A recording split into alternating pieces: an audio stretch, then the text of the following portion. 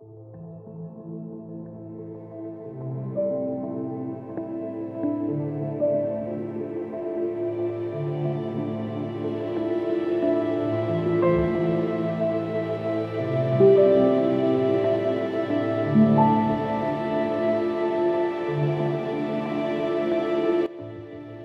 की रानी ने निहायत बहादुरी से अंग्रेज साम्राज्य का मुकाबला किया और शुजाअत की तारीख रकम की। इसी तरह निजाम लोहार के साथ गैर मुस्लिम सरफरोशान आजादी भी शरीक रहे। सिराजुद्दौला और टीपू सुल्तान के बाज़ गैर मुस्लिम साथियों और ओहदेदारों ने उनका भरपूर साथ दिया। इसी तरह साम्राज्यी दौर में भी बाज़ बहुत मुखलिस गैर मुस्लिम रहनुमा भी उभरे, जैसे गोखले और जोगिंदरनाथ मंडल वगैरह। कायद-ए-आज़म के ज़ाती मुआलिज बम्बई के पारसी डॉक्टर पटेल का अहलियान पाकिस्तान पर एक बहुत बड़ा एहसान है। उन्होंने अपनी पेशावराना जिम्मेदारी और अदायगी फर्ज में कायद की निहायत मुहलिक बीमारी के राज को अफशा न किया। डॉक्टर पटेल ने कायद को जब आगाह किया कि उनका एक फेफड़ा तपे दिक के बाइस खत्म हो चुका है और अब उन्हें तमाम काम काज और मसरूफियात खत्म करके सिर्फ आराम करना और इलाज कराना चाहिए, तो कायद ने उनसे वादा लिया कि वो इस राज को अफशा नहीं करेंगे, क्योंकि इस पर तमाम मुसलमानान हिंद के मुस्तकबिल का इन्हिसार था। इस गैर मुस्लिम डॉक्टर ने अपने पेशावराना फर्ज की अदायगी वकार के साथ निभाई और इस राज की मुकम्मल हिफाजत की। कायद की बीमारी की रिपोर्ट उसकी राजदारी में पड़ी रही। लॉर्ड माउंटबेटन ने फ्रीडम एट मिडनाइट में एतराफ किया है कि उसकी हुकूमत और एजेंसियां इस राज को पाने में नाकाम रहीं। उसके बकौल अगर उसे मालूम हो जाता कि जिना के फेफड़े खस्ता हो चुके हैं तो वो तकसीम हिंद के मंसूबे को कायद की जिंदगी तक टाले रखता और पाकिस्तान को मनसा शहूद पर न आने देता। जलियांवाला बाग में एक इज्तिमा मुनक्किद हुआ जिसमें हजारों अफराद शरीक हुए। इन निहत्ते आजादी के परवानों का सिर्फ एक ही मुतालिबा था कि हिंदुस्तान को आजाद किया जाए। इनमें अहले इल्म और दानिश्वर लोग थे। इस इज्तिमा में तमाम मज़ाहिब के अफराद शरीक थे। अंग्रेज जनरल डायर के हुक्म पर सिक्योरिटी फोर्सेस ने पिंडाल को चारों तरफ से घेर रखा था। इस जनरल के ऑर्डर पर इन निहत्ते आजादी के परवानों पर बिला इश्तियाल गोली चला दी गई। फरार या बचाव की कोई जगह न थी। उस वक्त तक फायरिंग की गई जब तक तमाम असलहा खत्म न हो गया। आखिरी गोली तक फायरिंग की गई। इस जुल्म और जबर पर मबनी कार्रवाई में सैकड़ों निहत्ते अफराद कत्ल कर दिए गए। बरतानवी हुकूमत ने इस सानहे के जिम्मेदारों के खिलाफ कोई एक्शन न लिया। सुभाष चंद्र बोस, ये सरफरोश भी बरतानवी साम्राज्य के खिलाफ सरगर्म रहा। इसने जर्मनी और दीगर ममालिक के खुफिया दौरे किए और आजादी वतन के लिए उनकी हिमायत तलब की। सुभाष ने आजाद हिंदू फौज कायम की और इसमें बिलखुसूस तीनों मज़ाहिब हिंदू, मुस्लिम और सिख और बिलअमूम तमाम मज़ाहिब को नुमाइंदगी दी। सुभाष चंद्र बोस को भी अंग्रेज साम्राज्य ने कत्ल करवा दिया। हजरत अली हजवेरी कांगर औलिया का मस्कन और शहर मुजद्दिद, जहां कुतुबुद्दीन ऐबक की आखिरी आरामगाह भी है, जहां अजीम मुफक्कर इस्लाम और हकीमुल उम्मत अल्लामा मोहम्मद इकबाल मदफून हैं, जहां औरंगजेब की यादगार बादशाही मस्जिद पूरी शान शौकत से आज भी इस्तादा है, जहां मुसलमानान हिंद की अजमत रफ्ता के नकूश आज भी ताबिंदा हैं। लाहौर शहर को बुर्जों और मीनारों का शहर भी कहा जाता है। ये शहर सदियों से परवान चढ़ी तहजीब और सकाफत, इल्म और फन और अदब का गहवारा है। यही वजह है कि लोग इसे पाकिस्तान का दिल कहते हैं। यहीं से मुसलमानान हिंद की अजीम जद्दोजहद का आगाज हुआ और एक तहरीक उठी जिसने पूरे हिंद को अपनी लपेट में ले लिया और मुसलमानान हिंद को बुनियानुल मरसूस बना दिया और नतीजतन तारीख का एक गुलाब पाकिस्तान की सूरत में खिला। ये तहरीक बादशाही मस्जिद के मीनारों और इकबाल की मरकत के पहलू से शुरू हुई थी और जिसके सहर में आनन फानन पूरा हिंद डूब गया। शहर लाहौर पर एक पाकिस्तान टेलीविजन के प्रोग्राम में हजरत मुजद्दिद अलिफ सानी की तहरीरों के हवाले से ये इंकशाफ किया गया कि मुजद्दिद के बकौल शहर लाहौर से जो भी तहरीक उठेगी वो लाजिमन कामयाब होगी। जैसा कि अर्ज किया गया कि तहरीक पाकिस्तान का असल मस्कन भी यही शहर बना, जिसकी यादगार मीनार पाकिस्तान है। अल्लाह ताला ने पाकिस्तानी कौम को बेपनाह सलाहियतों और जहानत से नवाजा है। गैर साजगार हालात के बावजूद جس شعبے میں بھی ہماری قوم کے افراد کو اپنی صلاحیتوں کا لوہا منوانے کا موقع ملا تو انہوں نے اپنی برتری ثابت کی، خصوصاً وہ لوگ جو اپنے دیس میں سازگار حالات اور مواقع نہ ملنے کے باعث وطن سے باہر چلے جاتے ہیں۔ وہ اپنی صلاحیتوں کا لوہا تعلیم، بزنس، تکنیکی مہارت، غرض کے ہر شعبہ حیات میں منواتے رہے ہیں۔ ملک میں جن جن شعبہ جات میں بھی کچھ سہولیات اور مواقع میسر ہیں، ان میں سے اس ملت نے اپنی صلاحیتیں عالمی سطح پر ثابت کی ہیں، چاہے وہ کھیل کا میدان ہو، علم و حکمت کا یا ادب و سائنس کا۔ حضرت اقبال کی نظر بینا نے درست مشاہدہ فرمایا تھا کہ پاکستانی قوم کے نوجوانوں میں بے پناہ صلاحیتیں اور پوٹینشل اس بات کی دلیل ہے کہ قدرت نے اس قوم سے کوئی بڑا کام لینا ہے۔ بقول پروفیسر سعید راشد کے کہ ہماری مٹی میں سونے کے ذرات ہیں، سازگار حالات اور مواقع اور سمت کے تعین کی بات ہے۔ وقت ثابت کرنے والا ہے کہ یہ قوم دنیا کی بہترین قوم ہے۔ ذہانت، لیاقت، صلاحیت اور عزم میں اس قوم کا کوئی ثانی نہیں، بس ذرا نم ہونے کی دیر ہے۔ مسلمانان ہند کی تاریخ کا یہ تابناک پہلو ہے کہ ہم نے قیام پاکستان کی اہم ترین تحریک میں، جس نے تاریخ کا دھارا موڑ کر رکھ دیا، تمام تر عصبیتیں ترک کر کے اللہ کے نام پر اٹھ کھڑے ہوئے۔ نسلی اور علاقائی عصبیتوں میں بٹی دنیا، جن کا سیاسی نصب العین جرمن، فرینچ، اٹالین یا مصری، عربی اور ایرانی وغیرہ ہے، ان کے برخلاف ہم نے اپنی وحدت کا نظریہ اللہ کے ایمان کو بنایا۔ ہماری ملی بیداری اسلام سے لگاؤ اور روشن فکر و نظر کی حامل عظیم مسلم قیادت کی مرہون منت تھی، جس نے ملت مسلمانان ہند کو بنیان مرصوص بنا ڈالا۔ مسلمانوں میں ایسا اتحاد اور یکجہتی کو دیکھا۔ صدیوں کے بعد مسلمانوں نے اقبال اور قائد جیسی مومنانہ فراست کی حامل عظیم قیادت دیکھی۔ ہم اس وقت نہ پنجابی رہے، نہ سندھی، نہ بلوچی، نہ پٹھان اور نہ کشمیری اور نہ ہی ہندوستانی مہاجر۔ ہم سب مسلمان بن گئے، ہم سب انسان بن گئے۔ پاکستان بنا تو قرارداد مقاصد پاس ہوئی، جس کے ذریعے ہم نے اللہ کی حاکمیت کا اقرار کر لیا، یعنی اس ریاست کی آفیشل ترجیحات کا اعلان ہو گیا۔ اس کو ابھی تک آئین میں فعال نہیں کیا گیا، کیونکہ بانیان پاکستان کی رخصتی کے بعد یہ ملک ایک مخصوص لابی کے ہاتھوں میں یرغمال چلا آیا، جس کو بانیان پاکستان اور نظریہ پاکستان سے کوئی نسبت نہیں رہی۔ اس سب کے باوجود پاکستان کو اسلامی جمہوریہ قرار دیا گیا۔ جدید اسلامی ریاست کے قیام کے لیے فکری محاذ پر بھی کافی کام ہوا۔ وفاقی شرعی عدالت نے سودی قوانین کو غیر اسلامی قرار دے دیا۔ عدالتی اور پارلیمانی محاذ پر تحریک ختم نبوت کامیاب ہوئی۔ اگر اہل عالم سے موازنہ کیا جائے تو بقیہ اسلامی دنیا کی نسبت اسلام یہاں زیادہ زندہ و تابندہ ہے۔ دین کی خاطر مر مٹنے کا جذبہ اب بھی موجود ہے۔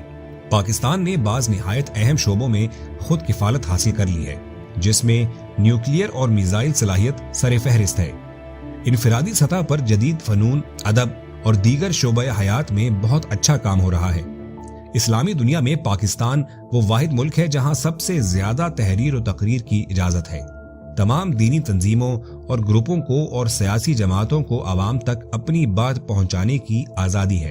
اس ریاست کی تخلیق کے زمانے سے سرگرم تخریبی قوتوں کی کارستانیوں، نیز یہود و نصارہ اور ہنود کے گٹھ جوڑ اور ڈھکی چھپی اور ظاہری سازشوں کے باوجود یہ ملک قائم و دائم ہے۔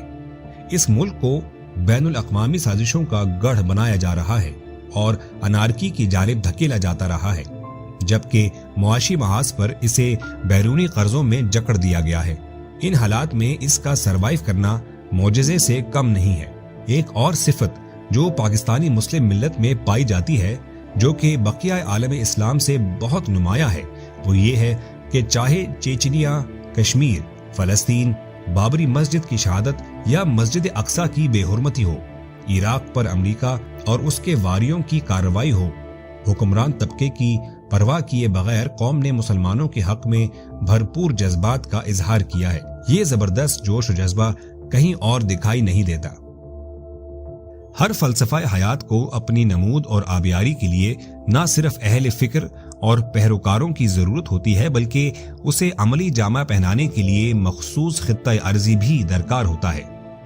نظریہ فلسفہ حیات کی ریاستی سطح پر ہی نہیں، فرد اور معاشرہ بھی نمود ہوتی ہے۔ رائج الوقت نظریات قومیت و وطنیت کے برعکس اسلام کا فلسفہ حیات اللہ اور رسول اللہ صلی اللہ علیہ وسلم کے پیروکاروں کو ایک قوم قرار دیتا ہے، ایک مستقل اور باقاعدہ قوم جن کا خمیر اقوام عالم سے کلیتاً مختلف اور جدا ہے۔ اس قومیت کی اساس اور تشکیل رنگ و نسل اور جغرافیے کی ادنا درجہ کی تفریقوں سے بالا تر ہے۔ اسلامی نظریہ حیات کی روشنی میں موروثی وطنیت اور نسلی تعصبات سے آزاد اور بے نیاز ہو کر ایک آفاقی نظریاتی قومیت تشکیل پاتی ہے جس کا وطن سارا جہاں ہے۔ اب اس تناظر میں دیکھیے کہ 20ویں صدی عیسوی کے وسط میں بر عظیم سے اٹھنے والے طوفان کو، جس نے ایک فلسفہ حیات کے پیروکاروں کو بنیانی مرصوص بنا دیا اور تمام مسلمانان ہند ایک کلمے کے اشتراک پر تمام نسلی، لسانی اور جغرافیائی تفریقات ترک کر کے یکجاں ہو گئے۔ اس نظریاتی وحدت کا مظاہرہ رسول اللہ صلی اللہ علیہ وسلم کے زمانے کے بعد دوسری مرتبہ بر عظیم میں ہوا۔ رسول اللہ صلی اللہ علیہ وسلم نے صحرائے عرب سے ایک عصبیتوں، تفریقوں اور ٹکڑوں میں بٹی ہوئی قوم کو آفاقی نظریاتی خطوط کی بنا پر قومیت کی تشکیل فرمائی تھی جو رنگ و نسل اور جغرافیائی قیود سے مبرہ تھی۔ اب ذرا تاریخ بر عظیم کی روشنی میں دو اہم فلسفہ حیات کا جائزہ لیجیے، یعنی ہنود اور مسلمان۔ ان دونوں مذاہب کے فلسفہ و نظریہ حیات کے مابین وسیع خلیج قائم رہی ہے، جس کی تفریق ان کی ثقافت، روایات و رواج، ادب اور قانون تک ہر معاملے میں دیکھی جا سکتی ہے۔ ذرا غور کیجیے کہ ان دو فلسفہ حیات کے پیروکاروں آپس میں صدیوں ساتھ رہنے کے باوجود شادیاں نہیں کرتے۔ ان کے نظریات اور زاویہ نگاہ ایک دوسرے کی ضد ہے۔ ان کی جدا تاریخ اور اپنی اپنی داستانیں ہیں۔ ان میں سے ایک قوم کا ہیرو دوسرے کے لیے ولن یا دشمن کا درجہ رکھتا ہے اور ایک برائی کی علامت بن کر ابھرتا ہے۔ اسی طرح تاریخ بر عظیم کے مختلف ادوار میں لڑی جانے والی جنگیں اور ان کے نتیجے میں فتوحات اور شکستیں بھی دونوں کے لیے جدا جدا معنی و مطالب رکھتی ہیں۔ تاریخ بر عظیم میں کئی ایک مواقع پر ان اقوام کے مابین شدید کشیدگی اور تناؤ کی کیفیات کا اظہار ہوا۔ دونوں اقوام تاریخ ہند میں ریلوے کی ایک پٹڑی کی دو جدا جدا لائنوں یا پٹیوں کی مانند ساتھ ساتھ رہنے کے باوجود کبھی نہیں مل سکتی۔ ہنود کے مذہب اور معاشرت کی عمارت جس فلسفے کی بنا پر استادہ ہے، اس کی اپنی قدریں اور ثقافت ہے، اور ہندو معاشرہ ذات پات کی بدترین تقسیم کا شکار ہے۔ اس کے برعکس اسلام تمام نسل آدم کی تکریم کا قائل ہے اور مساوات کا داعی ہے۔ اس سارے پس منظر میں جب انگریز بر عظیم سے اپنا بوریا بستر لپیٹنے لگے تو اس تباہ کن اور متضاد نظریات کی حامل اقوام کو تشدد اور تباہ کن حالات میں مجتمع نہیں چھوڑا جا سکتا تھا۔ مسلمانوں کے مد مقابل عددی اعتبار سے ایک ایسی بڑی قوم تھی جس پر انہوں نے 1000 برس تک حکمرانی کی تھی۔ وہ اس دور غلامی کا انتقام لینے کے لیے پر تول رہی تھی۔ مغربی جمہوریت کے تحت اگر اہل ہند کو جغرافیائی قومیت و وطنیت کی نظر کرنے سے مسلم قوم کا تشخص ہندو بنیے کے رحم و کرم پر آ جاتا تو ایسی صورت میں بر عظیم زبردست کشیدگی اور انارکی کی لپیٹ میں آ جاتا۔ اس تباہ کن صورتحال کا اقبال کی نظر بینا نے جائزہ لیتے ہوئے مسلمانان ہند کو شمال مغربی ہندوستان میں، جہاں وہ غالب اکثریت میں تھے، مرکزیت قائم کرنے کی تلقین فرمائی۔ نیز انہوں نے فکری محاذ پر مسلمانوں کی جداگانہ قومیت اور فلسفہ حیات کو دیگر اقوام کے رائج فلسفہ قومیت و وطنیت سے موازنہ کر کے اسے نہایت واضح کر دیا تاکہ مسلمان اس کی اساس پر اپنی منزل مراد پا سکیں۔ حضرت قائد اعظم نے اقبال کے فلسفے کو عملی صورت بخشی۔ قائد نے سب پر یہ باور کیا کہ مسلمان اقلیت نہیں ہیں بلکہ 10 کروڑ عوام کی ایک قوم ہے۔ بر عظیم ایک ملک نہیں بلکہ لاتعداد ریاستوں کا ایک مجموعہ ہے جسے پہلے مسلمانوں نے اور بعد ازاں انگریزوں نے ایک مملکت میں بدلا۔ دو قومی نظریہ در حقیقت قرآنی نظریہ ہے۔ کلام اللہ نسل انسانی کو 2 حصوں اور اقوام میں منقسم کرتا ہے۔ ایک وہ جو اللہ کو عہد مانتے اور رسول اللہ صلی اللہ علیہ وسلم کو اپنا رہبر تسلیم کرتے ہیں، ایسے صالحین کو قرآن حزب اللہ کہتا ہے۔ دوسرے وہ جو دین حق کے باغی ہیں، واضح ہدایات اور دلائل آنے کے باوجود اللہ کی اطاعت نہیں کرتے، خلاف فطرت امور کے باعث فساد کا سبب ہیں، اللہ انہیں حزب الشیطان کہتا ہے۔ یہ نظریہ اس حقیقت کا غماز ہے کہ تمام طرح کا کفر اسلام کے مقابلے میں متحد ہو جاتا ہے۔ یہ معاملہ روز اول سے موجود رہا ہے۔ حضرت نوح علیہ السلام ہی کو دیکھیے کہ وہ ایک طرف تھے اور ان کا حقیقی بیٹا دوسری جانب۔ حضرت لوط کی بیوی ان پر ایمان نہ لائی اور اللہ کے احکام سے انکار کر دیا، وہ بھی اپنوں میں سے نہیں بلکہ غیروں میں سے تھی، اس لیے اس کا حشر مغضوب قوم کے ساتھ ہوا۔ حضرت ابراہیم کے باپ نے توحید اور حق کے راستے کو ماننے سے انکار کر دیا تو آپ علیہ السلام نے اپنے باپ اور قوم سے یہ کہہ کر قطع تعلق کیا کہ میں تم میں سے اور جنہیں تم خدا کے سوا پکارتے ہو ان سب سے الگ ہوتا ہوں۔ ہم تم سے ہر رشتے کا انکار کرتے اور بیزاری کا اعلان کرتے ہیں۔ تم میں اور ہم میں ہمیشہ ہمیشہ کے لیے کھلی کھلی عداوت اور نفرت رہے گی۔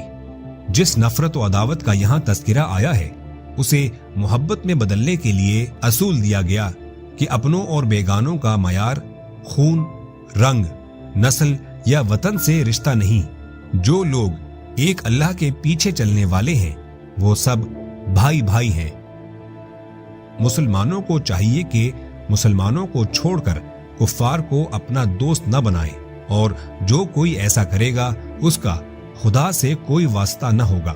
اللہ کے منکرین کی قرآن ذہنی کیفیت اور خواہش بیان کرتے ہوئے متنبہ کرتا ہے کہ کافر تو یہی چاہتے ہیں کہ تم بھی کافر ہو جاؤ، اسی طرح جیسے وہ خود ہیں۔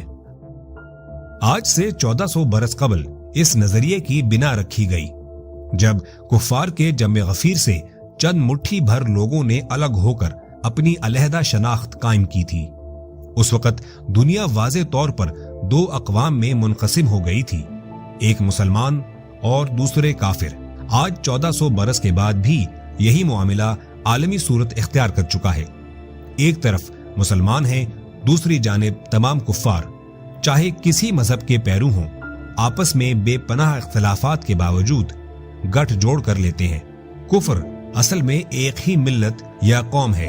رسالت مآب صلی اللہ علیہ وسلم کا زمانہ دیکھیے کہ حبش کے بلال رضی اللہ تعالی عنہ، روم کے صہیب رضی اللہ تعالی عنہ اور فارس کے سلمان محمد عربی کی اپنی قوم اور حضور کے اپنے چچا ابو لہب، ابو جہل غیر قوم ٹھہرے۔ جنگ بدر میں چشم فلک نے یہ نظارہ کیا کہ حضرت ابو بکر ایک جانب اور ان کا بیٹا دوسری جانب، حضرت خدینہ ادھر اور ان کا باپ عتبہ ادھر، حضرت علی ادھر تو ان کا بھائی عقیل ادھر، حضور علیہ الصلوۃ والسلام خود ایک جانب اور ان کے مقابلے پر حقیقی چچا عباس اور داماد العاص دوسری جانب تھے۔ میثاق مدینہ کے اختتامی الفاظ میں آپ صلی اللہ علیہ وسلم نے فرمایا، مسلمان دوسرے لوگوں یعنی کفار و مشرکین کو چھوڑ کر سب ایک قوم ہیں۔ یہ تقسیم انسانیت صرف دین کی بنیاد پر تھی، نسلیت، قومیت، وطنیت اور رشتہ داریوں سے بلند مقام پر ایمان و کفر کا معرکہ۔ یہی امت محمدی صلی اللہ علیہ وسلم اور ملت اسلامیہ ہے۔